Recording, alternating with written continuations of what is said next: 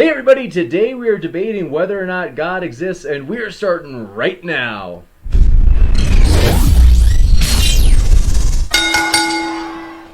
Ladies and gentlemen, thrilled to have you here. This is going to be a blast as it's been a crazy day, that's for sure, and we are glad that you've been patient with us as we had a slight delay.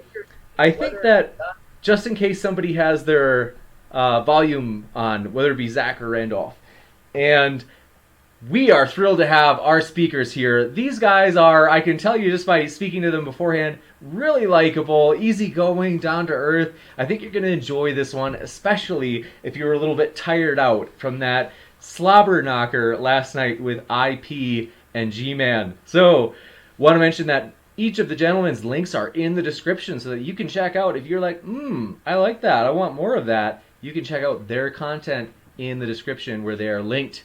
Also, if this is your first time here, consider hitting that subscribe button as we strive to be. Hopefully we do it well. We try to be a nonpartisan channel. In other words, taking no views on any of the issues, no after shows in which we take a side. We want you to feel welcome whether you are a Christian, atheist, liberal, conservative, Jedi, or even Sith. So, thrilled to have you here. And with that, we are going to jump right into it. So, thanks for being here. And Randolph has noted we will fix his name. It's lowercase for atheist. Thanks for doing that, Randolph. I'm sorry, man. It's been a long day. Problem. I appreciate it. So I am going to correct that, but want to let you know Randolph is the president of Canadian Atheists. So we appreciate you taking your time and hanging out with us, Randolph. And we appreciate you, Zack, who actually leads a web page. And it's you guys are co-leaders, right, Zack? Where you guys both, you and forgive me, I'm so blanking on the name. Carl. Carl, okay. They lead a website together called Adherent Apologetics. And so, want to let you know about that, folks, which again is linked in the description. So, with that, we are going to let Zack do an opening statement. It's an unorthodox style today, just because we had a gentleman. I think we had a miscommunication. He didn't show up, but miscommunication. I think that he had all the right intentions. So Zack is going to give his opening statement, followed by Randolph, who will then have a discussion where they basically just see where they stand, and that's where they will kind of get into the deep issues on a deeper level, and then we'll do a quick Q&A. So, Zack, I have got the timer set for you, and you've got relatively as much time as you need to do that opening statement, and the floor is all yours. All right, sweet. Well, I just want to say thank you, James, for hosting this. I want to thank you, Randolph, for joining this debate on just such short notice. You really taught me that the rumor of Canadian hospitality is real. I got to say, I love Canadians just by talking to you. So this is my first formal debate, I guess we can say. So we're just going to see how this goes. It's funny because I played football for about 11 years and basketball for 5 years. And, right before your season opener, you have this like little buzz and you're like ready to go. And that's how I feel right now. So my hope for everyone listening tonight is just start neutral. Listen to Randolph and I discuss, and I hope that we can contribute and help coming to your conclusion. Humans are often emotional people, and we're going to believe oftentimes what we want to believe, not as what is actually true. I believe in God because I rationally believe that God exists, and I hope you can too. So before I begin on why I believe in God and in theism, I want to make it clear that there are two possible scenarios. Either God exists or God does not exist. Francis Bacon, the founder of the scientific method, said that a little philosophy inclineth man's mind to atheism, but depth in philosophy bringeth men's mind to religion. So there are two plausible universes: theism, where a theistic God exists, or atheism, in which a theistic God, there's different definitions. I know Randolph's can talk, he's more of an absence of belief guy, but either a theistic God exists or a theistic God does not exist. Those are the two possible scenarios. So I have 2 points I want to make. And the first point is that the idea of God not existing is logically incoherent. And point 2 is that belief in God is logical. So why is God not existing logically incoherent? Well, the first thing I want to talk about is the universe. If there is no God, there would be no universe. If there was nothing, there would always be nothing. Even atheists such as Lawrence Krauss, who has a PhD in physics from MIT, agree that the universe came from nothing. Granted, he contends that the universe can come from nothing without God, but we can talk about that. if that's where the discussion leads. Additionally, the idea of a past and eternal universe, I believe, fails. Infinity is really a placeholder rather than an actual number. You can't, for example, you can't solve infinity minus infinity. Stephen Hawking's final theory said the universe isn't infinite. Mathematicians from Tufts University, Audrey Mithani and Alexander Velikin agree that an infinite past is impossible. There is no evidence that, at least I know of, or from all my research, that the universe is infinite, but rather the universe came into existence. We can see this from things such as the expanding universe, radiation afterglow, and other things. If God did not exist, nothing could exist. Nothing cannot cause something. However, there are good reasons to believe that God exists. I want to go through just a few arguments. It's known basically as the cumulative case, the idea that there's a plethora of good arguments that push the idea that God exists. First, I want to talk about the argument from contingency, which says that everything that exists has an explanation of its existence. The explanation can either be from the necessity of its own nature or an external cause. So the main idea of this argument is basically that everything that exists either exists from the necessity of its own nature. For example, let's say the number 4. 4 exists outside of being contingent on something else, or something is, and the other option is something is contingent. So let's say like I'm contingent on my parents. I don't need to exist, but my parents caused me to exist in a way, even though I am an arrangement of atoms. But we can talk about that. So if the universe has an explanation of its existence, the explanation is God.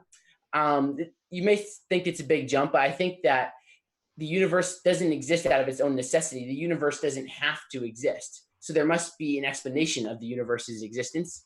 And that basically is very shortly the argument for contingency. This is one of many arguments for God. We could talk about the fine-tuning universe and how fine-tuned our universe is. For example, if the initial explosion of the Big Bang had differed by as little as 1 part in 10 to the 60th power, the universe would have quickly collapsed back on itself or expanded too rapidly for stars to form. In either case, life would be impossible as we know it. Calculations by Brandon Carter show that if gravity had been stronger or weaker by 1 part in 10 to the 40th, then life-sustaining stars like the sun could not exist. This would likely make life impossible. So to put this in perspective, there's about 10 to the 80th power of atoms in the universe. It varies from estimates from between 10 to the 78th and 82nd. So I just kind of put the middle estimate there. So if I chose one atom in the universe and asked you to choose the same one as me, the odds of you choosing the same atom as me are better than these two constants just occurring by chance. And these are just 2 examples of fine-tuning. We could talk about morality, the idea that without a higher power, objective morality could not exist, but objective morality does exist. There are many good arguments for God, but I want to focus on one final thing here as I conclude my opening argument, the argument from personal experience. I was driving home with my dad from somewhere a few nights ago, and we were listening to a debate between David Wood and Michael Shermer, 2 brilliant minds on the existence of God. They went back and forth on this topic, and my father, who has really no experience in the idea of apologetics and studying these things, made a statement that really stood out to me. He said this. He said that I think the biggest difference in this debate is that David has had his own personal experience with God, and Michael has not. I think most often the objectors to the argument from personal experience are only people that have not had their own personal experience with God. But for many of us, including myself, God has reached out to us in unexplainable ways. So in short, the argument from personal experience is the idea that people encounter God in ways that cannot be explained by chance. So there must be a higher power which causes these events to happen. I've had numerous of these personal experiences, you could say. I'll just give a short one. I had a couple examples. I want to shorten this because I really appreciate Randolph, and I don't want to take all the time, and I want to discuss. So I'll give you a short one. Okay. Well, I'll give the shorter one that I was talking about. This one actually just happened a couple hours ago. So I just want to say before I talk about this doesn't prove that God exists, but I look at it and I say, what's the probability of this occurring in a naturalistic framework? And it's very slim. And so just over the past few hours, let me go back a little bit. Over the past few days, I've been praying to experience and seek God more. So I got baptized today, which is kind of crazy. It's been a crazy day. And when people were praying over me, the man who baptized me, along with another man, prayed the same thing over me.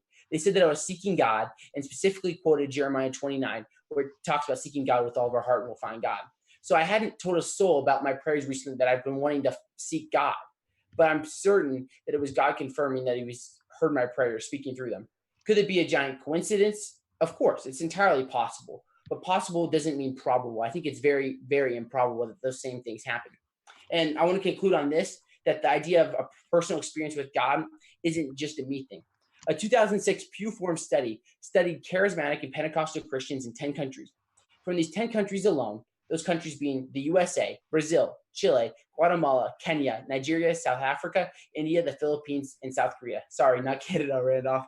The number of charismatic Christians who have claimed to witness or experience divine healings comes out to roughly 200 million people in these 10 countries alone. In each of these countries, over half of the Pentecostals have claimed to witness divine healings, and additionally, other Christians, so we could say Baptists, Presbyterians, any of those things, have claimed to witness divine healings anywhere from 20 to 75% of their respective groups in these different nations. So, are all these claims lies or delusions? I think not. That would be 200 million people that have to be liars or delusional, and I don't think that's possible. So there is a short statement on why I believe God exists. And with that, I yield the rest of my time if I had any to Randolph, and I'm excited. So thank you very much. Awesome. Thank you very much. And we will now move into the open discussion section where they will hash out the issues, see where they agree or disagree. And want to mention really quick, if you have a question, if you put an @ModernDayDebate in the live chat, I will scoop those questions out and we will ask them during the quick Q&A at the end for the speakers. And if you have a super chat, it puts it at the top of the list and it allows you to make a comment toward one of the speakers that they would get the chance to respond to. So with that, thanks, gentlemen, again for being here, and the floor is yours. Hey, Jay, wait, before we begin, how long did you say this? I just want to set my timer. How long did you say we're going to be having a conversation? Is maybe like, Randolph, what are your thoughts? I don't know. I think it should, I don't imagine it'll be very long. It'll be pretty quick. I was thinking of asking Zack how he defines Christianity, and I can talk about how I define atheism and see what comes up from there, and then I can go over the points that he made with him. You got it. I have questions about a lot of the points that he's made. Fair deal. Is like maybe 35 minutes okay? Yeah, that sounds good to me. I mean, I know it's a short one. I wish. I'm expecting it'll be shorter than that, but Oh, okay. fair enough. No problem. Whatever you guys need, and we can end early. No problem. Thanks, guys.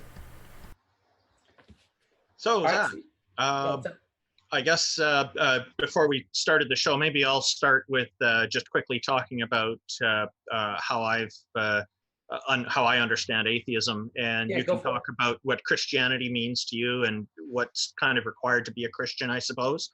And then perhaps after that, we can go into these points that you raised. There's a number of points there. I've made a bunch of notes, and I have some questions and perhaps some challenges for you with it. Yeah, definitely. Let's do it.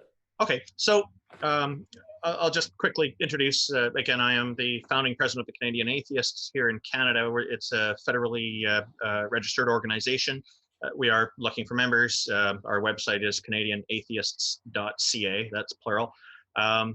We are interested in putting an end to the vilification of atheists. There does seem to be a fair bit of that going on still throughout the world, a lot less so in Canada, but my idea is I would like to see it stop completely. I'd like atheists to feel comfortable just saying that they're atheists without having to worry about being vilified for it. The definition of atheism that I work with, and that most of the people I know work with, is that it's just a classification of absence of belief in deities. It is sometimes conflated by people with anti-theism, which is an opposite position of theism, basically that deities don't exist. And while an anti-theist is by definition consequently also an atheist for not believing in deities, atheism doesn't reciprocate to that necessarily. So that's where I kind of fall into the spectrum of things. I'm curious what your thoughts are on what it means to be a Christian, and what are the basic qualifications. I guess belief in the Christian God is a necessary component of that. Sure. Well, I mean, first I would say I agree with you. Atheists should not be vilified. I think that's a thing that everyone can agree on. I love one of my best friends actually is an atheist. That's really cool. But going back to Christians and everybody else, just because they're part of a group. I agree. Yeah. Yeah. So, but back to your question. With Christianity, obviously, I think to be a Christian, you have to believe that Jesus rose from the dead, which is really only possible if God exists. So if you're a Christian, you're going to believe that God exists. And I think that for me, what it means to be a Christian, I really look at like the early creeds. So like we could look at like 1 Corinthians 15:3-8, where it talks about, the idea that we believe that we're sinners and Christ died for us and then he rose again on the third day and he was witnessed by the apostles. So I see that's kind of like the basics of being a Christian. Obviously, there's a lot more theological disputes among denominations, but I'd say it'd be safe to say that if you believe that Jesus is God and that he rose from the dead, I'd say that you're a Christian and he died for your sins. That sounds pretty straightforward, and I think it's very common too with various Christians I've spoken to. That's pretty well generally what they say as well. So Can I ask you a question about Yes. your absence of belief in atheism? Absolutely. Yeah. Okay. So I agree with you. Technically, atheism is by definition an absence of belief. I agree with you there. So my question for you is, would you agree to the statement that God does not exist? So that is one that that's a proposition I can't accept. And the reason for that is because I don't have the tools necessary to explore the entire cosmos or even just the universe to completely and fully rule it out. If you were to ask me about the proposition that any number of deities does exist, I can't accept that one either. So that's where I am, just not taking a belief in either way. Yeah, definitely. So I'm curious where you put yourself on, let's say, a scale. I don't want to force something onto you, but let's say 1 is God does not exist, I'm certain, which I'm obviously, from what I understand, that's not what you are. Or 10 is God exists, I'm certain. Where would you put yourself on that scale? I don't think I fit on that scale because that is a scale of positions on whether or not deities exist, associated with a confidence value, which I think is a very reasonable scale. I don't have a problem with it. I just don't think I fit onto that one because I don't take a belief in deities either way. And I feel that such a scale would require taking a belief, even if it's only partially. I regard it as, if somebody is going to believe in a deity, and you can tell me if you agree with this, they would need to have at least some basic concept of what a deity is in order to believe in it. Mm-hmm. Yeah, I think that's fair. I just want to add one more thing onto this. Sure. So I'm curious because with a lot of things, I mean, let's say, like, for example, the tooth fairy. I mean, technically, I have an absence of belief that the tooth fairy exists. And of course, that's true. But I don't just stop there. I will confidently say the tooth fairy does not exist, or Santa Claus does not exist. And I'm curious, I'm sure you'd agree to those statements. So I'm curious why you wouldn't go that far with, let's say, a deity or a theistic God. Actually, with those, from the standpoint of trying to be a proper skeptic, I would have to say that I have probably well over 99% confidence in the tooth fairy not existing, and some other characters like that we've known over the years from various folklore and stories. Again, back to being able to explore every corner of the universe, I couldn't say that 100% honestly, because I have not explored the entire, I can't explore the entire universe to absolutely rule it out everywhere. So it's that's where I get stuck, and I can't honestly say 100% it doesn't exist. Although my confidence value is pretty close to 100% because I do consider it to be a story that has been made up by people and it doesn't actually have any real basis in it. Okay. So I'm trying to be objective here as best. I know you're totally good. I'm not trying to be. I do not want to be like rude or anything. No, you're not like at that. all. Yeah, Okay, you've been good. very polite. I appreciate it very much. Yeah, Awesome. I'm enjoying this conversation a lot. Me too. So you wouldn't say that you are 100% confident that Santa Claus does not exist? Well, I would say that I'm very, very close to that because it is known to be a story. So based on what I know about these things, what I could say is, if I qualify, knowing the stories that are written, from what I understand of technology, he does not have a sled that can fly around, even though NORAD has, every year they do the Santa tracking and they show where he is in the world. I would have to say that in the spirit of being a proper skeptic, I wouldn't be able to say 100% that I can rule that out. I'd have to research it further, I suppose. But generally, because I'm close to 100%, I have to say I generally go along with that. That I certainly can tell you very 100% I don't believe it. But I have trouble going so far as to say it absolutely does not exist. Okay. Well, I mean, I have more thoughts, but I'd love to hear what you say, so we can move on if you want to move on from that. Well, what more thoughts do you have? So You ask me leprechauns, it's going to be the same answer. I can tell you. So what about leprechaun? No, I'm just kidding. Shoot, I just had a thought and I just totally forgot about it. Okay, we can just move on for now. If I get that thought back, I'll Anytime. bring it to you. Sure. Okay. So I think when it comes to deities, you have, would you say you have 100% certainty that the male deity of Christianity exists, or do you qualify this differently?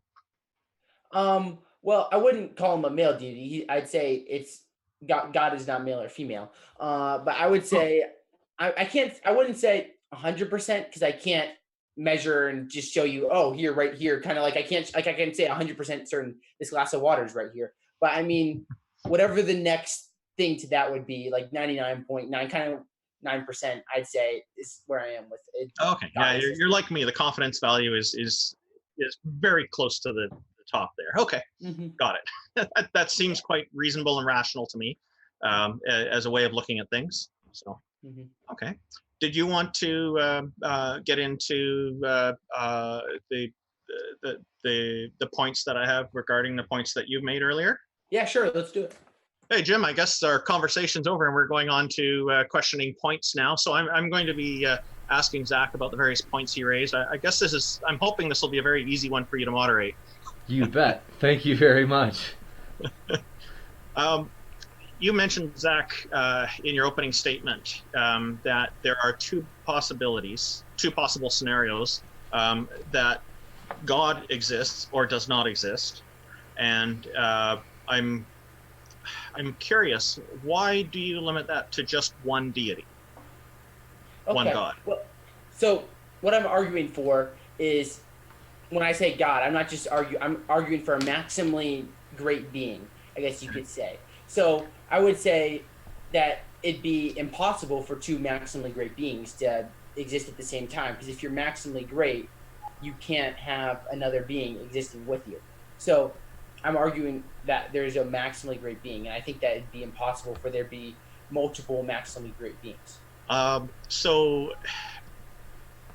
I guess a maximally great being would not include being able to cooperate with another of equal power and capability, and so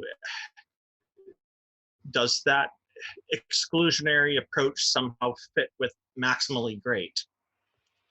I don't think so, because by definition, if it's maximally great, I just don't think that it's possible that there's another. I mean, it can obviously cooperate with other beings, but by being maximally great, it covers everything. So it can't be. There's no. I'm trying to think. I'm sorry. I'm trying to think of the best way to word this. That's fine. I just say, if it's maximally great, then there couldn't be another being that coincides with it. It'd be impossible.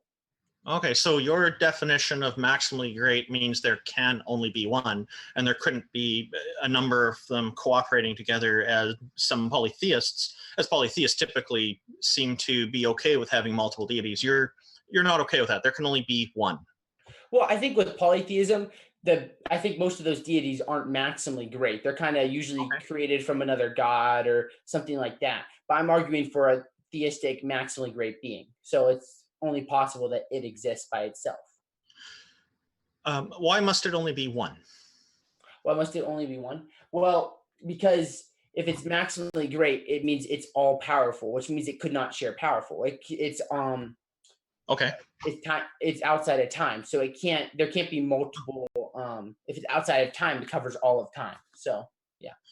Oh, how do you regard time? You regard it as a See, I regard time as something that is not really a traversable dimension, but rather as something that we observe, and we can make markers and we can make predictions on patterns to predict when certain things will happen, and we can see the consistency with it. There's certain consistent things that happen in nature that we can use to say, to put a label on it and say that's time. I don't think of it as something that stops and starts and whatnot. You seem to have this idea that there was no time at some point, and what happened before that? How can there be something before time if time is something that had to get started? Wouldn't there Yeah. be time in that before time, so to speak? Yeah, no, I get what you're saying. Yeah. Seems like a bit of a paradox to me, you know? Yeah, I mean, so I would say that God is timeless. So that means basically, so we could draw. I mean, if you want to say that the Big Bang, I don't know where you are on this, was the beginning of time. So you draw like a timeline across. Well, I would say God is outside of that timeline. So I don't know if that helps clarify. Oh, I understand that, and my understanding, just as an aside, is that there were multiple Big Bangs. Stephen Hawking and Penrose apparently updated their theory explaining this once they added quantum physics into the mix, because apparently it required it didn't support a singularity Big Bang, but multiple Big Bangs to create our universe over time. I guess creating is probably, I'm using the wrong word. I'm not so sure that I even am fully in favor of the idea that the universe didn't exist before these bangs happened. Mhm. So, but a deity outside of time, I'm not so sure I can get on board with that one, because to the idea of change requires that there be an observation of time that passes so that we can notice these changes. So it just seems to me like, how can this possibly work, that there can be something that is not, there is no time when something's happening, and then they can make changes. It, in order to notice change, some time has to pass so that we can notice, oh, this was then and this is now. So it seems to me like the argument doesn't quite make sense. It doesn't fit with that. Maybe I'm missing something. Well, I mean, I'm not. I mean, I can try to help clarify here. I don't know if this will help you, but I mean, when I talk about a maximally great being that lives outside of time, it's like I guess you could say like an unmoved first mover. So basically, that being doesn't change. So it's kind of like the idea of that being just always existed. Mm-hmm. Yeah, I wonder, why couldn't the universe be always existing? Yeah, that's a great question. Well, I mean, so if we look at, let's say, like we can look at how like the universe is expanding right now, right? So we could say, It seems to be expanding, is it what I seems would to say. be, Yeah. yeah, Yeah. it seems like most of the scientific idea is that the idea that there was the Big Bang, or you could say multiple Big Bangs. So we could draw that into parallel not parallel, like universes that are like the Big Bounce kind of hypothesis. So are you familiar with I'm assuming you I'm not are. familiar with that one.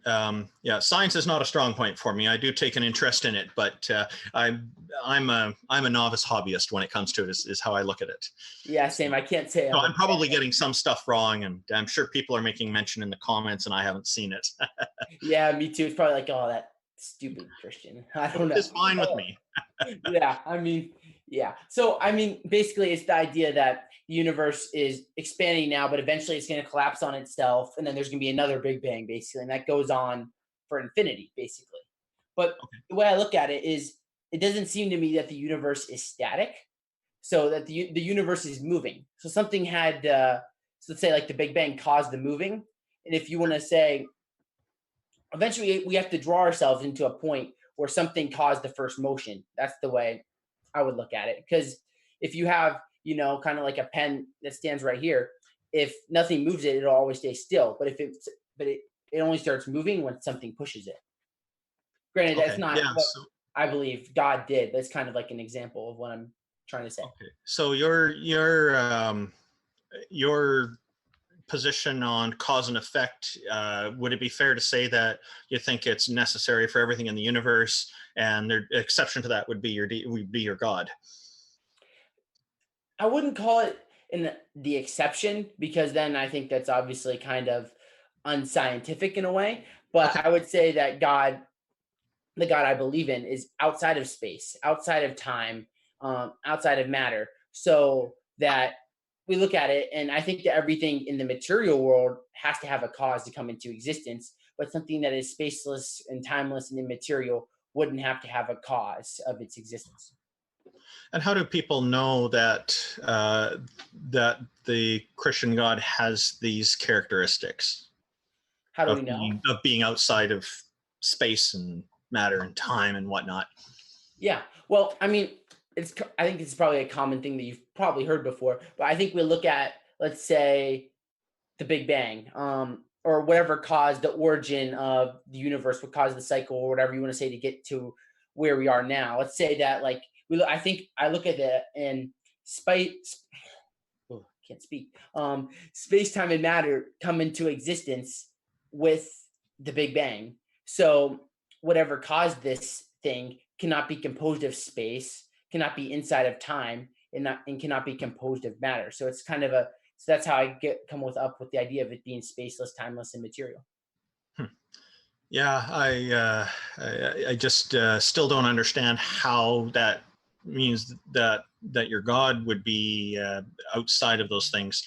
And I also would have to say my understanding is that with science is it's not known what is outside of the Big Bang before it, whatever it initiated from. We don't actually seem to be able to go that far back to know. So it's kind of a wide open field of investigation, I suppose.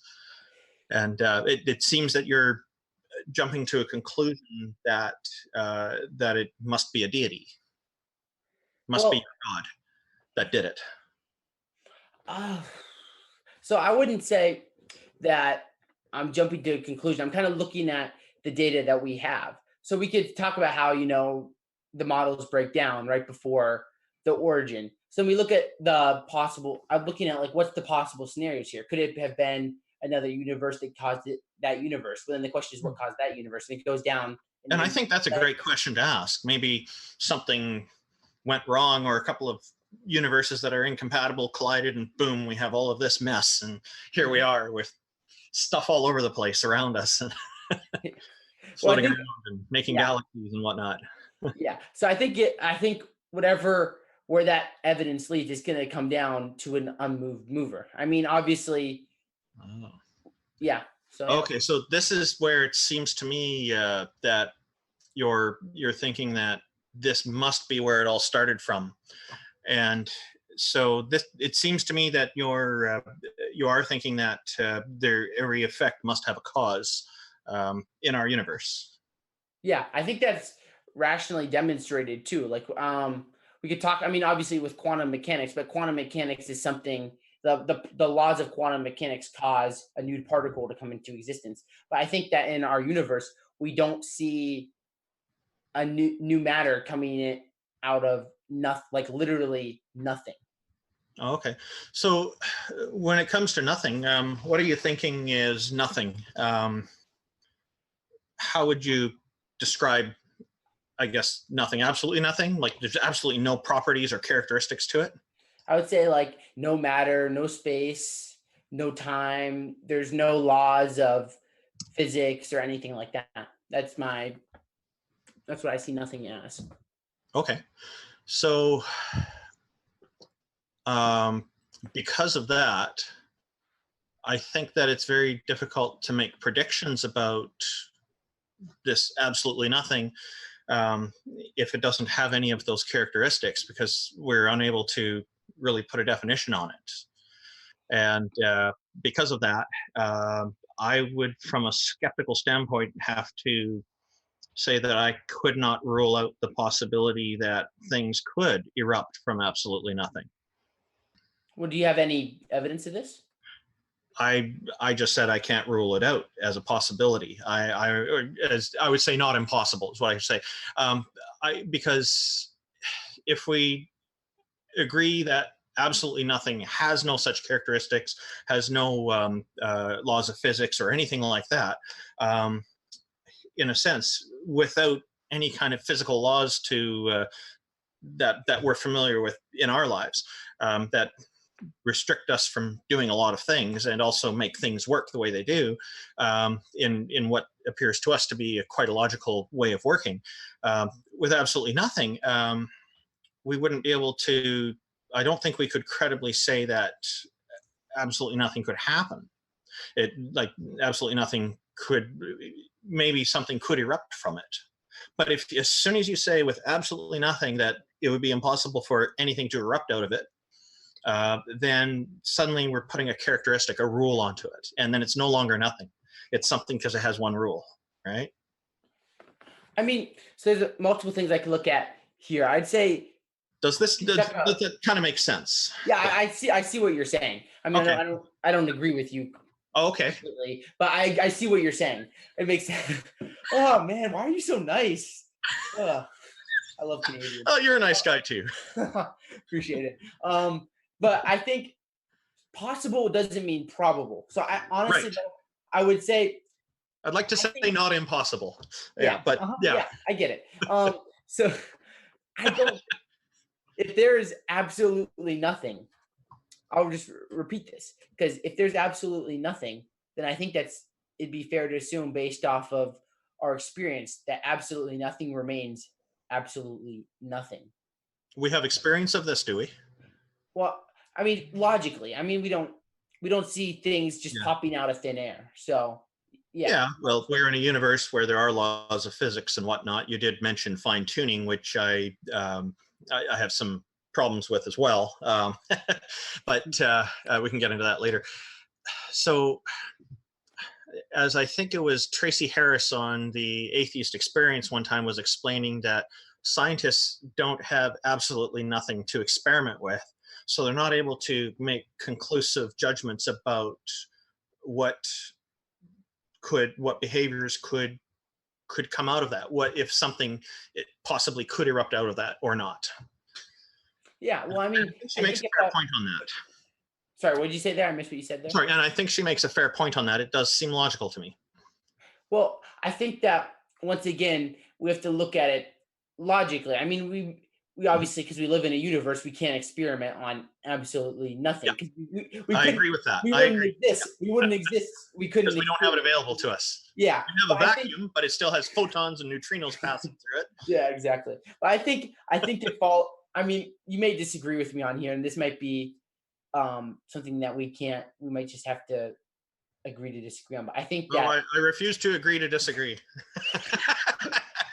Well, okay then. Sorry, no, I'm joking. Carry on. So I mean, I think I just think it's logically, if there's absolutely nothing, if there was absolutely nothing, there would always be absolute nothing. I mean, I know I'm repeating myself. Yeah, no, you are. And I think that's a common view that a lot of people have. I'm not convinced that absolutely nothing would conform to such a rule. Because first of all, because I don't know if it can conform to if it would conform to such a rule or not, but also by definition, logically by definition, if it is absolutely nothing, then that would mean there are no rules that it conforms to. Yeah, well, and that's how I'm looking at that. Yeah, I guess, I mean, I can see what you're saying. And in a way, this can, in a long-winded kind of way, which I'm going to shorten right down here, is that would also not exclude the slight possibility that an all-powerful and all-knowing deity could erupt from it. Well, I don't think that this is my belief in an all-powerful being. I'm sorry. You're gone. My belief in a maximally great being began to exist. Once again, I don't think that being began to exist. If that being began to exist, I don't think it'd be maximally powerful. It'd just be kind of like our universe. Oh, interesting. Huh. Okay, so yeah, your definition of maximally powerful is including that. Okay, yeah, I do have trouble with that, and I still can't accept it. It just doesn't work for me because I'm back to this question of why couldn't the cosmos have always existed? Why couldn't the cosmos have always existed? Well, I think that, so obviously, the cosmos containing one or more universes, basically. Yeah. Mm-hmm. Yeah. Yeah. So I think that for me, when I look at it, because I've thought about this a lot recently, and granted, I'm no expert scientist like a Stephen Hawking or Hugh Ross, but when Sure. I think about it, we look at it and we see our universe in motion. Like our universe is expanding right now. Mhm. If the universe was always static, we could, I guess you could, I would say, I guess you could make a case that the universe always existed. But I see the universe in motion. It means that it's coming back in, it's expanding. So if we go back in time, the farther back in time we go, the closer together our universe gets. So it gets together to a point. And if that universe is in motion, I think the question is what caused that motion. Sure, and I suppose there are many laws of physics that can help with explaining a whole bunch of different ideas on how that happens. So, um, what with the expansion of anything, like there is a reservoir, a watershed somewhere in the U.S. I was just watching a video about recently, and they had a problem with algae and whatnot growing in it.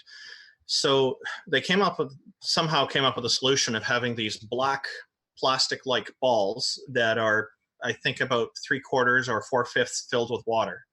And you know, remember the children's ballroom in shops like IKEA, and we go there and the kids jump around in them. It kind of looks like that, but it's all they're all black, and nothing lives in them because they're all black and no light gets in. And they'll have so many of millions and millions of these balls there, so that they cover the whole top of all the watershed, all the water. And then they don't have a problem with algae growing there. It's easier to filter. They don't have a problem with birds migrating there and using it as a bath. And as the level goes up, the balls kind of spread out on their own and move around. And as the water level goes down, they all come in. It's very slick, and they all keep pretty even because gravity keeps them in check. So I guess this is kind of seems to me like just a natural thing that happens. And looking at that, if we take it to a larger scale on our whole universe, as our universe, which seems to be expanding, perhaps things will start to move around as gravitational forces change, and maybe that could be an explanation for what kicked it off. It's just a natural process, I suppose. A natural approach. So sorry, can you just I think I kind of get what you're saying, but can you just kind of summarize what you're saying here, maybe just So briefly? I think it's a natural process that, you know, we're in a, think of our universe as a container. It's a really, really big container. And as it is seemingly as it's expanding, one of the side effects of that is all this matter within it will move around and adjust. Just Okay. like all Yeah, those I think balls I on the get. lake, as it goes up and down, they'll adjust and change Mhm. places. Yeah, I think I get. Well, I think with that theory, I'd ask you where the evidence is for that theory. Oh, I just kind of used one example there. It maybe not a directly great example, but I'm Mhm. talking about how we've got gravitational forces, and when the water level goes down, the balls all kind of come in, and because they're not going to stay up, they got to fall down. They have to go somewhere.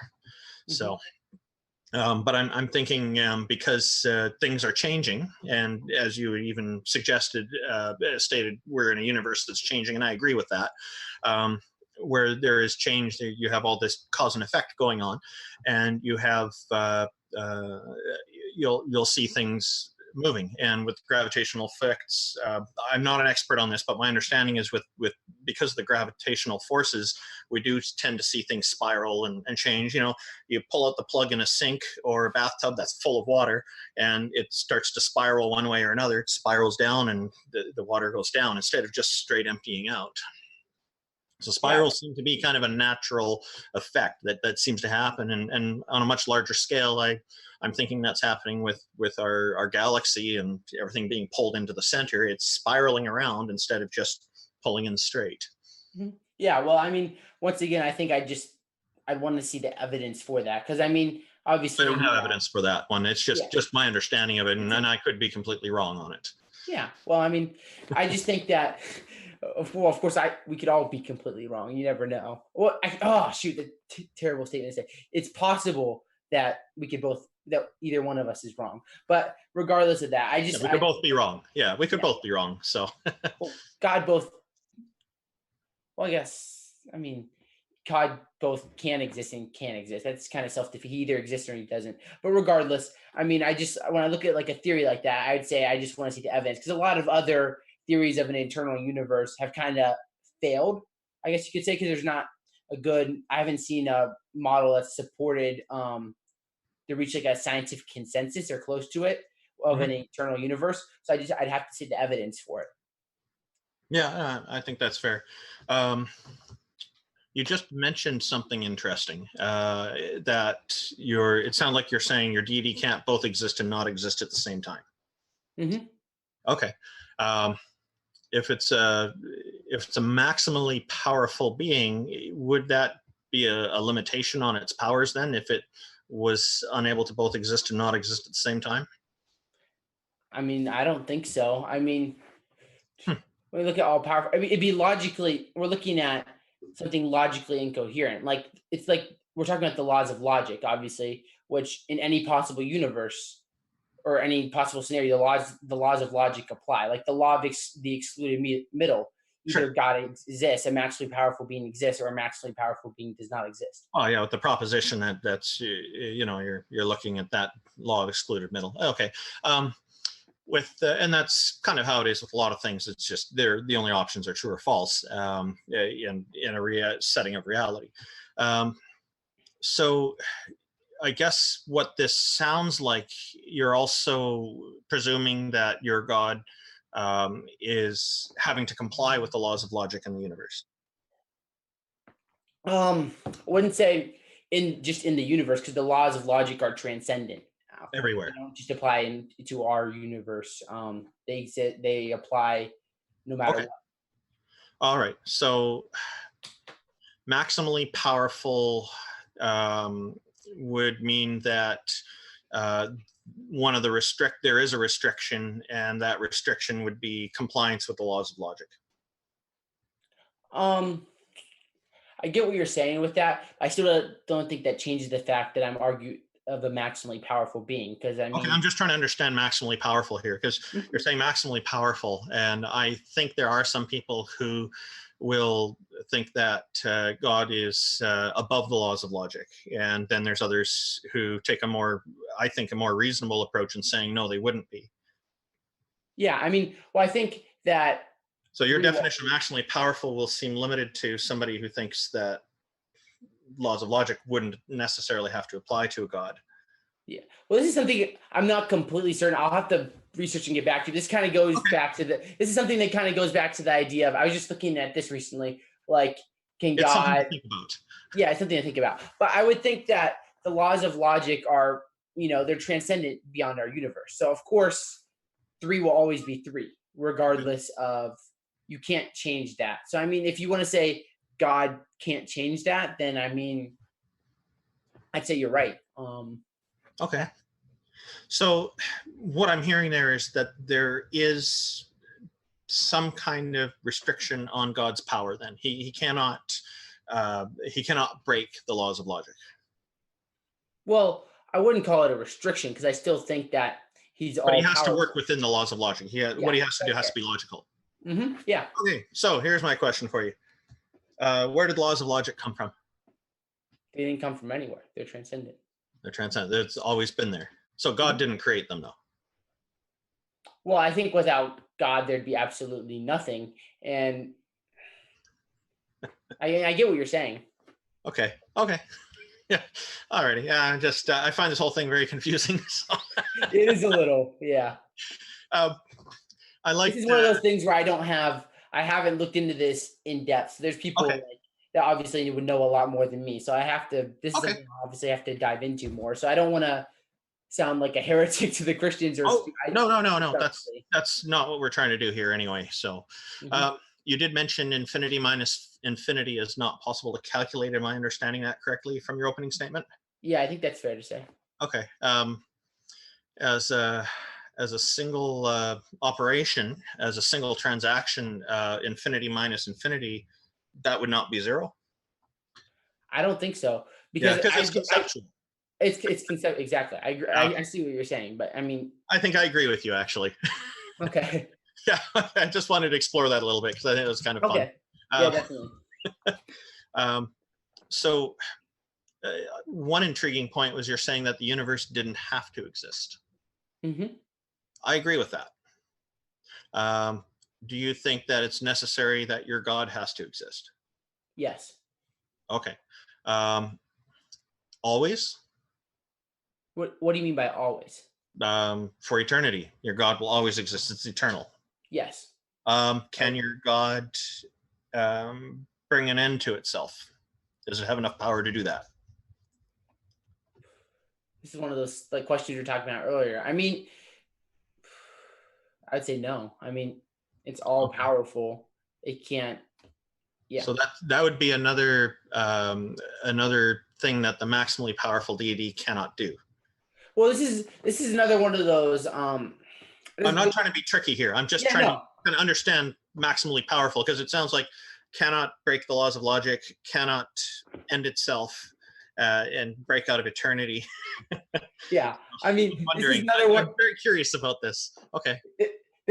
I looked into this a while ago. I forget most of my research. This is another one of those things that there's good answers to this. I can't remember them off the top of my Okay. head.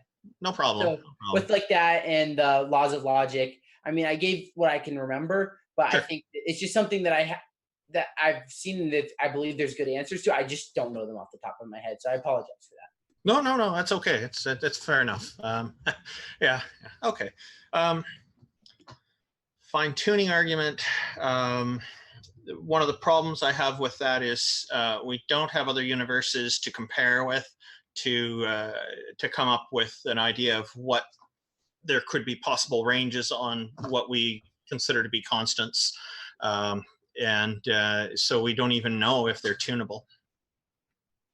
Well, I think that that they could be just completely like the constants could be different. Like the way it was, at least in a naturalistic framework, it's completely whenever our universe originated, it was by chance whatever those constants were. This is This is kind of one of those things that I'm not going to be an expert on, so I don't know how much you know, but I'm not. I don't know a lot. I'm Yeah. looking at the logical, philosophical kind of considerations on this. Yeah. Trying to understand. Okay. So that's something that would I guess you're going to be looking into more as well. Sorry, Yeah. I don't mean to make you busy.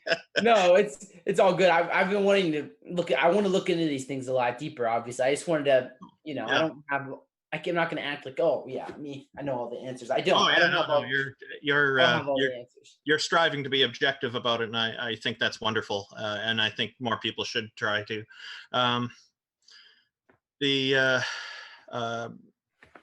The objective morality one is kind of a big one. This one seems to come up a lot. I don't. I'm not a proponent of objective morality. I don't think that it's possible, and the reason for that is because I've not encountered any examples where everybody agrees on something. Like, to me, an objective moral value would be like a law of physics. It's something that you can't deny. It's there. That's the way it is, and it's just 1 + 1 is 2. That's something that is all agreed on generally by rational people. So, objective morality. Do you happen to have an example of an objective moral that everybody would agree on? That everyone would agree on, like everyone in the entire universe? Yeah, everybody would end up having to agree on it. Yeah. Well, I don't think everyone agrees on certain things being moral. That doesn't change if it's objective or not. Like, we can disagree over, let's say, like abortion. Is abortion moral? But at the end of the day, I believe that objectively there is an answer. It doesn't matter if people disagree.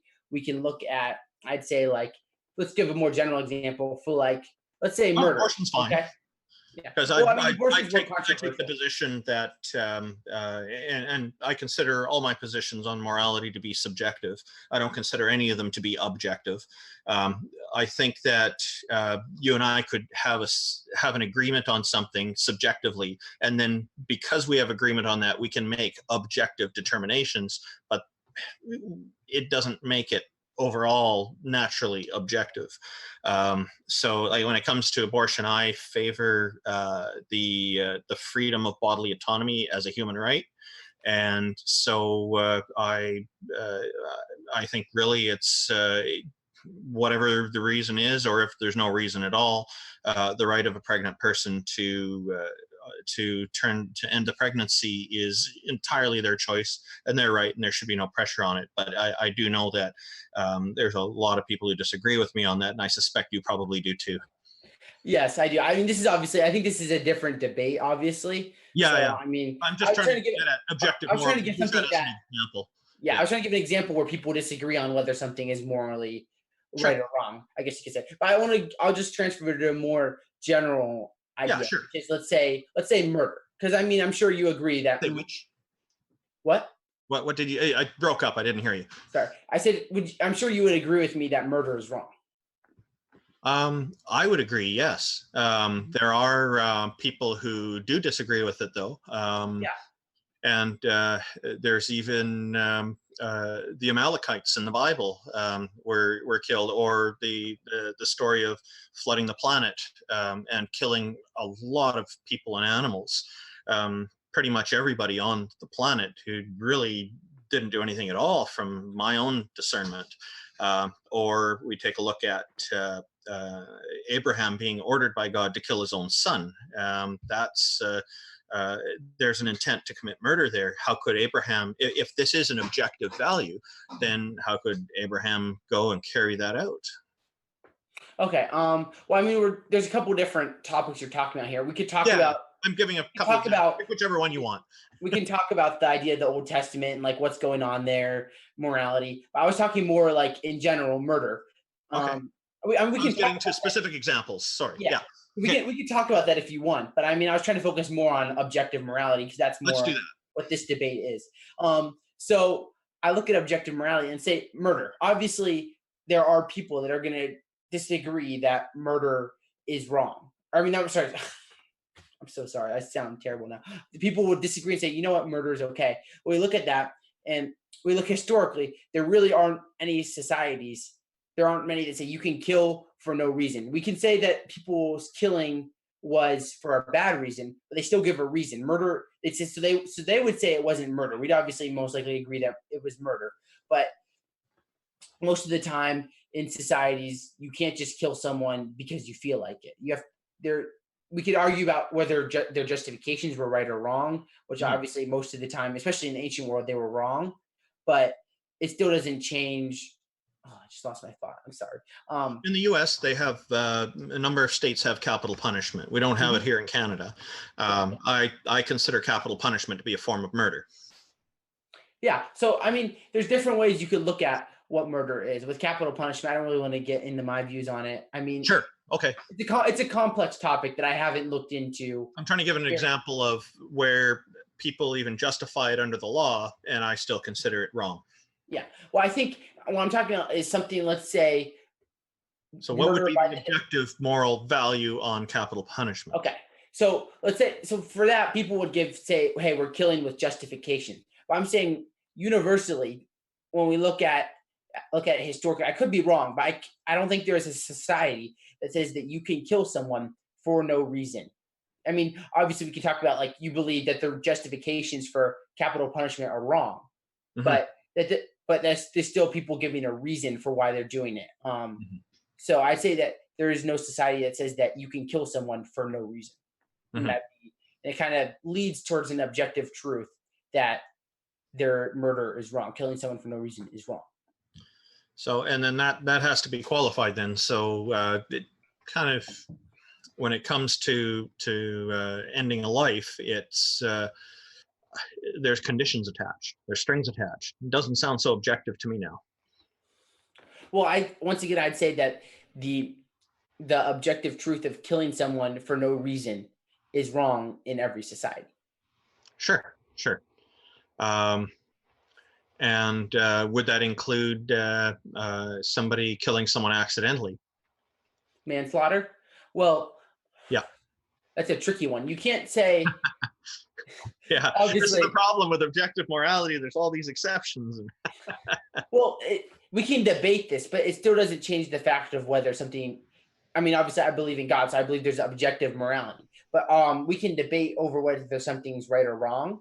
But it doesn't change in the objective sense whether it is right or wrong. Like, that's why I went back to the idea of abortion. Like, we can argue over whether abortion is objectively, or no, Yeah. we can not objectively, we can argue of whether abortion is right or wrong, but it doesn't change the idea that objectively abortion is either right or wrong. Or, yeah. Yeah, so this is where agreement on a standard is important. Yeah. Yeah. So the standard that you're basing it on, would you say is Christianity? I would say so. I mean, Okay. yeah. Yeah, I do have problems with it. I don't think it is. I think there are the examples I mentioned before are examples of things that are wrong with it. And so I disagree with it. So it's I'm not convinced that it's actually okay to flood the entire planet and kill every living being, almost all living beings on it. Okay. Well, obviously, this is kind of, there are Christians that argue over whether it was basically on the Hebrew wording, whether it was the entire planet or it was part of the planet. But Okay. Okay, even part of the planet. It was a major part of the planet, according to the story. Killing people. Well, I think that we look at like when these when people die in the Old Testament, when an army, when the Israelites would kill someone or something, like, for example, like this, it's not like they're just killing innocent people. Like, so for example, we could talk about, so I'm not super familiar with The Walking Dead, but I've heard this analogy before. Okay.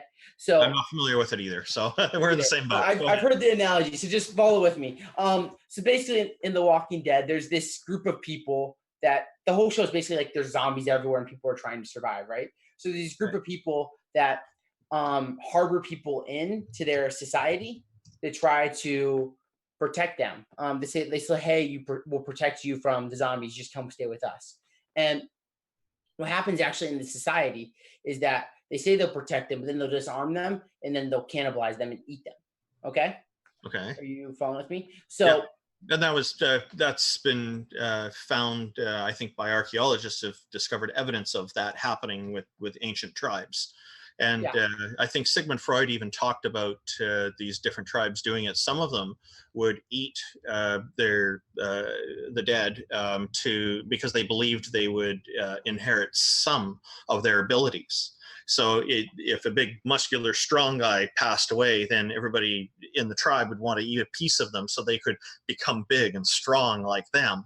And then there were others who would, other tribes had completely different view on it, where they would kill off an enemy and then they would eat the enemy so that way they can't rest and go to the afterlife. There's all kinds of different views on it. So, and I think Christianity, my feeling on that is that when it was first promoted, and you have the concept of eating the bread and drinking the wine to simulate eating Jesus' flesh and drinking his blood, is to appeal to people who were kind of in the first kind of tribe I mentioned, and get them to switch over. Possibly there's a bit of marketing there. I don't know. Yeah.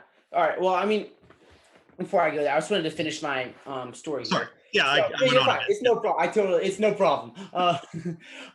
So basically, so there's these people, and then there's this like one group of people that come in and they figure out what they're doing, and I've never watched the show. I've just heard the story, and they escape somehow. So these people escape from this society that's cannibalizing and eating people in this show, and so. Yeah. What's the moral thing to do there? Is it to let society go and keep cannibalizing people, or to not kill them? So basically, or another option to try to get into a leadership position there and change it. Sorry, I lost what you said there. Or another option might be to get into a leadership position and change it. So there are multiple options, but I get your point.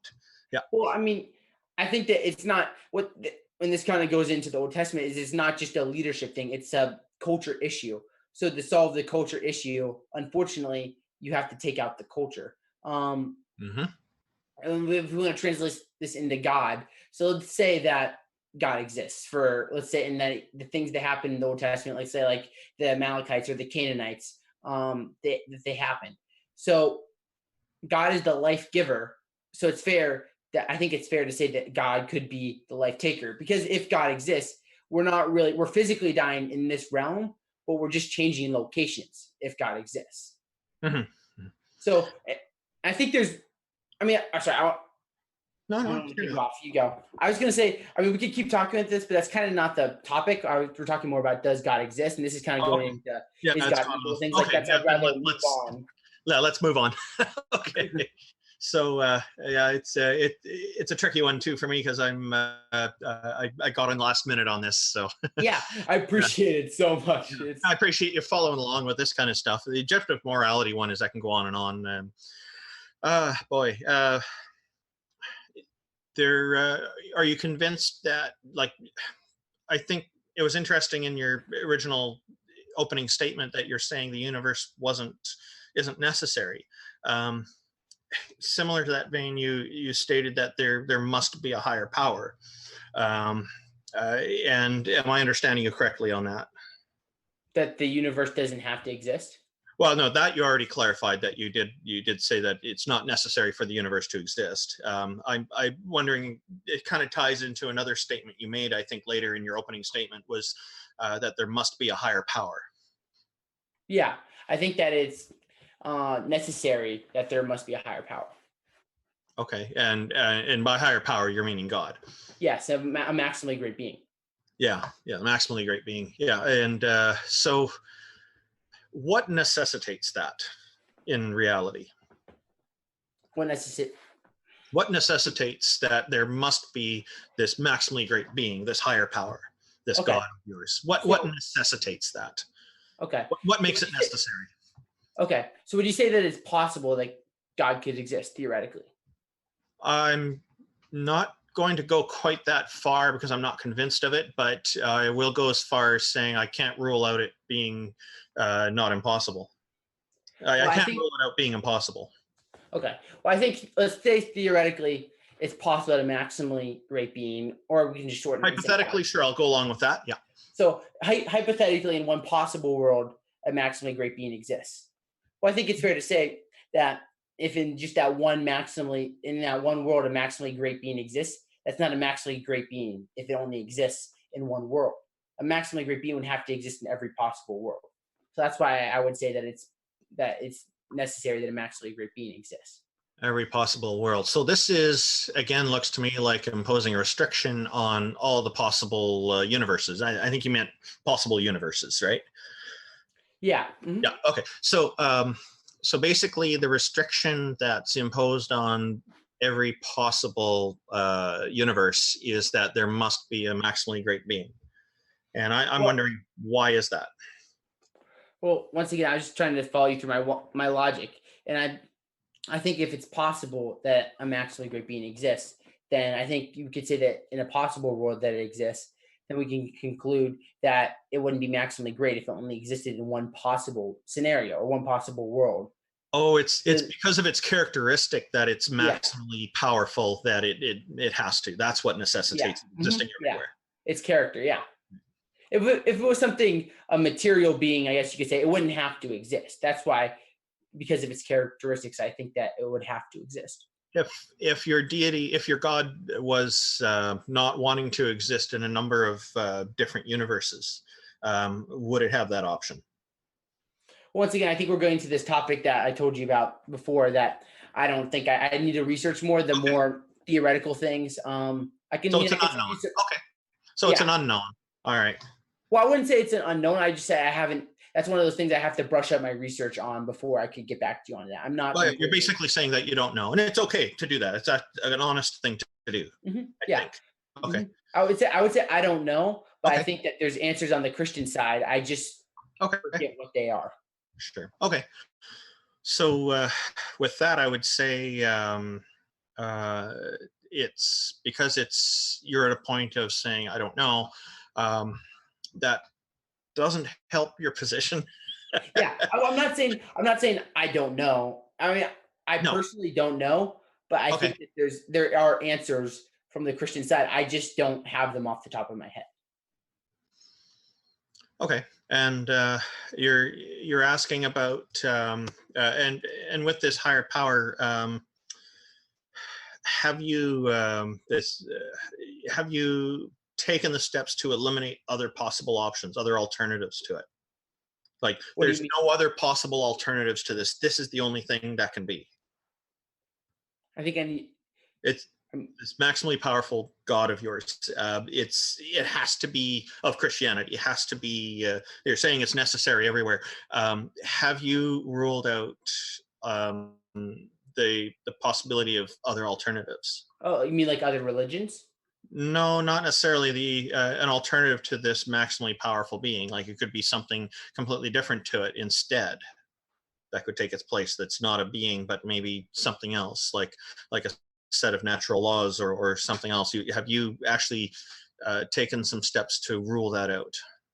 Well, once again, I think we'd have to ask where those laws would have come from because they're not maximally great. And I think if it's not maximally great, it would have to come from something else. I don't think something that's material or let's say a physical. Obviously, I think the laws of logic are a little bit different.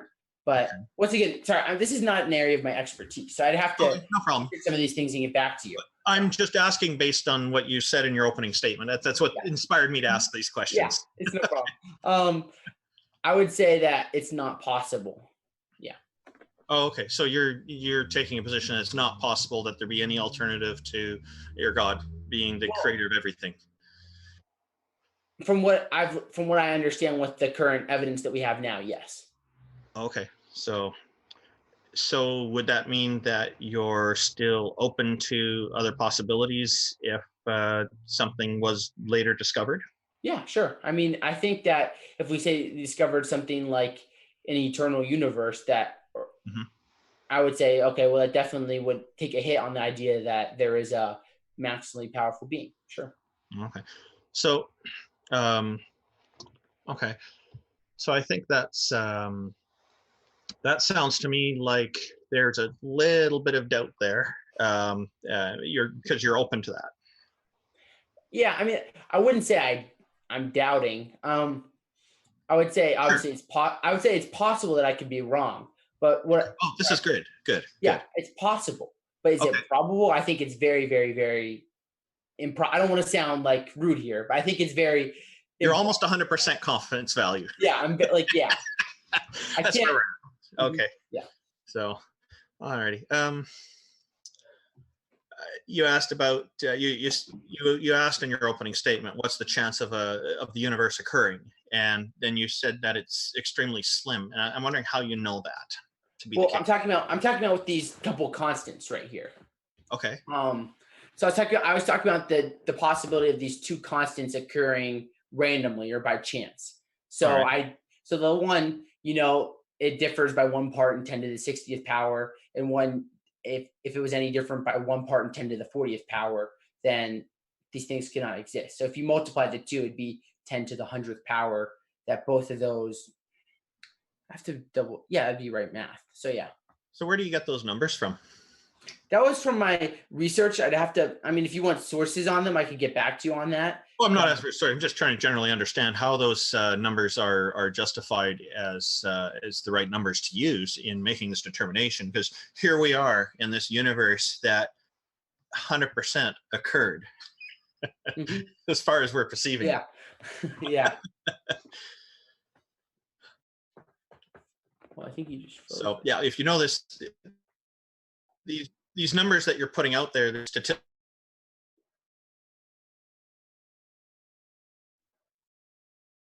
Yeah, I think we just lost Randall. Hello? statistical probability kind of considers me. Okay. All right. So Yeah, these sound like statistical probabilities. Can you hear me okay? Yeah. So basically what these numbers are is obviously I don't know the exact numbers, but let's say that I'm just going back to my notes here. Sorry. Okay. Let's say gravity, the force of gravity. Uh-huh. Let's say it's, I don't know. I don't know the actual number on this, but let's say it's 25, whatever. Like I said, I'm not an expert on these things, so I'm just kind of trying to reason through it. So let's say it's 25. So basically the argument is if the universe, it doesn't have to be 25 because we look at if it was different, if it was just different by 10 to the 60th power, to the negative 60th power, more or less than that number, let's say 25, then the universe would have collapsed on itself or expanded too rapidly for life to exist. Okay. And how do we know that that's what would happen? I think it's obviously, I don't know this personally, but it's based off mathematical models from scientists. Yeah, I'm getting back to, we don't have other universes to compare to, so I wonder how we could possibly know this and test this and understand it. And when we're looking at different planets, we see stronger and weaker gravitational forces on them. It seems to compound, and if it's off by a tiny bit, I'm not so sure. If we're expanding, maybe we're expanding at a much faster rate than a minor difference like that would even have any impact on. Well, it's more about it's the models that I'm pretty sure it's the models that these scientists are running, and they're saying, hey, if we put this number at this in our model, the universe expands too fast or collapses on itself. So yeah, that's something I'll have to look into then, because I find it curious that these numbers would be thrown out there, and that it's even considered that this could even be changed. Yeah, definitely. Yeah. Wait, before we continue, hey James, what are we looking at with time? Why don't we do that? Yeah, that sounds good. Yeah. I just want to hosting this, Jim. Yeah, thank you, and thank you for Randolph for coming for short notice. I really appreciate you and your awesome Canadians. Oh, it's been a pleasure talking with my neighbor Zack. Yeah, likewise. USA. Likewise, James. I just want to have my time. So I'm just following. How long are we gonna do Q&A for? Maybe 15 minutes. Yeah, that works. Are there a lot of questions? There are a good amount, so we will fantastic. move Great. fast. Thanks for everybody's questions, and thanks Randolph and Zach. Thanks for being here. It's been a pleasure. And so Brian Stevens, thanks for your super chat. He said, "Is personal experience with Allah proof of Allah?" I think that's for Zach. Yeah. So, in my argument right here, what I'm talking about is the idea that personal experience shows that there's something more than just the world we live in. So I'm arguing for a theistic personal God. So then you could say, I look at these things from personal experience, and I'd say, hey, it's probably true that there's something more than just the natural realm, and it's probably true that God exists. And from there, you'd have to use discernment, look at different resources in terms of Christianity, Islam. You have to discern who is this theistic God. So it doesn't take you all the way straight there, but it's a step towards theism, and then eventually you have to discern what's true. I'm curious, Zach, do you, because I've encountered some people who think that Allah is actually the Christian God in disguise, and others are just misinterpreting. What do you think about Allah? Is it the same as the Christian God, or is it different? Or I think it's different. I think we both is believe it as powerful as a Christian God? Muslims believe, yes, but I think that I think this is obviously a little bit of a different debate. Yeah. I'm just curious your opinion on it. It's like almost midnight here. My brain's kind of slowing down a little bit. Sure. So yes, we both believe in a theistic, all-powerful God, but we believe differently on who that God is and how he's expressed himself. Okay, so there isn't actually full clarity on exactly what this God is like then. I mean, we can't prove that the theistic God that exists is the God of the Bible. We have to use reason to deduce it. But I think we should move on with some questions. I'd love to discuss this another time. So yeah. Thank you for saying that, by the way. Okay. Okay. You bet. Thanks for your question. And next up, Brian Stevens, thanks for your super chat. He said, Mormons personally experienced the angel Moroni. Do you believe them and accept this personal experience as evidence for Mormonism? Once again, it's kind of the same thing I was just talking about. It's about discernment. And when I was just talking about personal experience, I'm talking about the idea that simply a theistic God exists. And then from there, we have to deduce. So, I mean, if you want to say, we'll have to talk about what was that experience? What was it like? Things like that. Because, yeah. So it's kind of the same answer I had at the beginning. My argument is more towards theism, and then we have to reason further past that. So, yeah. You bet. Thanks so much. Speeding through just to get through as many as we can. Chango, Thanks for your question. We appreciate it, Chango. He says, does he have a solution to self-titled Chango's Dilemma, which is Chango's Dilemma states if God is energy and calorie is unit of energy, is a low-calorie diet a godless endeavor? I didn't realize that was a troll question. Oh, that's great. Yeah, please read the troll questions. They're great for a laugh. I love them. That's great. Thank you for that, Shango. Next up, emotionally stunted emoticon. Thanks for your question. They said, at Zack, how does a non-physical entity like a god or soul perceive things like light and sound, or how can they even process and transmit information for that matter? Okay. Well, once again, this is a little bit out of my expertise. So I won't give you the best answer out there, but I'll give it the best I can. So once again, I'm arguing for an all-powerful being, and an all-powerful being would be able to understand these things. In short, obviously, there's a lot more you could get into, but that's not my area of expertise. But I will look at that in the future. So much. Next up, thanks for your question, the Crawdaddy 029. Appreciate it. He asked, Zach, did you or can you prove or disprove Frank the God-eating frog? What? I think it's like a flying spaghetti monster type thing. Like, can you prove or disprove that? You know, I think a good response is to say that there's competition from the Mexican staring frog of southern Sri Lanka. You've seen that on South Park, I'm sure. Yeah, I think Zach has. I've actually never watched that show, but I kind of get what you're saying. Well, we gotta get some questions for Randolph, but I'll answer that question. Once again, I'm arguing for a maximally great being. You could say that maximally great being, you could call it the flying spaghetti monster if you wish, but there's, like we said in the beginning, there could only be one maximally great being. So yeah, if you have a different perspective on who that is, well, let's reason and see what makes the most sense. You got it. Thanks so much. Praise I am that I am. Thanks for your question. He asked, who or what made atheists the arbiters of the existence of God?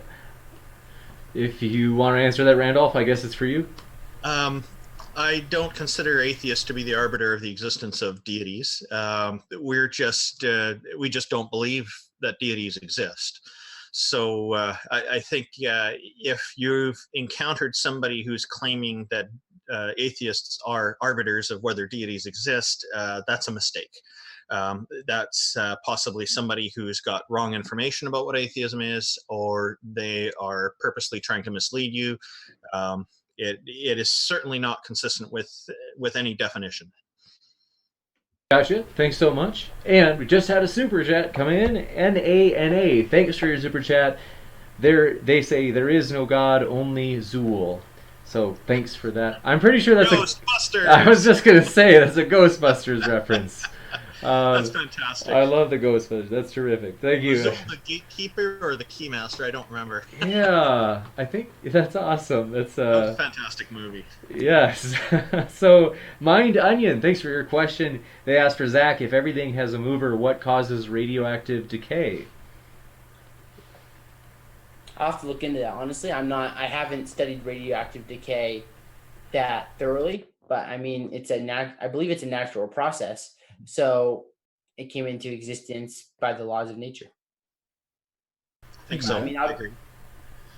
Thanks so much. Totally appreciate it. Next up, thanks for your question, Canderman. He said, to Zach, is God subject to any sort of quote-unquote time? If not, how is thinking or action possible for God? Well, once again here, obviously God isn't in time, or that wouldn't be God. So I would agree. I would say that God is outside of time. Like if you draw a timeline, I would say God is. This isn't a perfect analogy, but it gives you a little bit of an idea. I'd say God is the piece of paper that surrounds the timeline. That's obviously, it's not perfect, but that's the best off the top of my head at midnight example I can give you. Bet. Thanks so much. We appreciate it. Next up, appreciate your question from Iron Charioteer, a regular. Yes, ask Zach in. PR. That must be Proverbs 30 verse 5. Every word of God proves true, but in 1 Kings 22:23, 2 Chronicles 18:22, Jeremiah 4:10, Ezekiel 4:19, God deceives some of the prophets. How can someone trust God? How can someone trust God? Well, once again, I think it comes down to discernment. We have to look at those specific examples of who is God deceiving? Why is he deceiving? He doesn't just deceive I don't know if there's an example of God just lying. There is no example. God cannot lie. I'd have to look at those things more in context to give a good answer. That's the best I can give you right now. So if you want to email me, I can look at those things and I'll put some stuff out on it in the future. So yeah. Gotcha. Thanks for that question. And Pants L. Jones, thanks for your question. They say, Randolph, what is your purely immaterial metaphysical proof that the material world exists? I don't have any. This is I rely on my perceptions of reality as I know it. I've found them to be quite reliable. If this is a simulation, it's a pretty darn good one. That's probably the most that I can say about it. I don't have an answer for it aside from that. I'm sorry. Thanks so much. Appreciate it. Immutable Destiny, thanks for your question. They ask, for the theist, how does a timeless... His name's on the banner. For the theist... It's Zack. For the theist... It's all right. For the theist, how does a timeless, non-material entity interact with a physical world? And 2, if it is a supernatural mechanism which can be explored physically, is it truly supernatural? Well, I mean, if you define supernatural as define the laws of nature, then yes, it would be supernatural. Can you read the first part of the question again? Sorry. You bet. No problemo. It's, how does a timeless, non-material entity interact with the physical world? And then they're asking, like, what's the mechanism? And if it's a mechanism that's, like, physical, that can be explored physically, then is it actually a supernatural explanation? Well, no, the mechanism isn't a direct physical thing, or it'd be a material being and not all powerful, a maximum great being. So, I'm sorry, it's like I can't completely follow. Yeah, that's kind of what I have right now. I'd have to. I think they're. I don't. I think they're wondering how a god outside of time and matter and space can interact in time and matter and space. Okay. And the mechanism is for that to happen. Okay, yeah, that makes a lot of sense. Well, I'd say that if a maximum great being created time, space, and matter, it'd be powerful enough to create it. So it'd be powerful enough to interact in the world.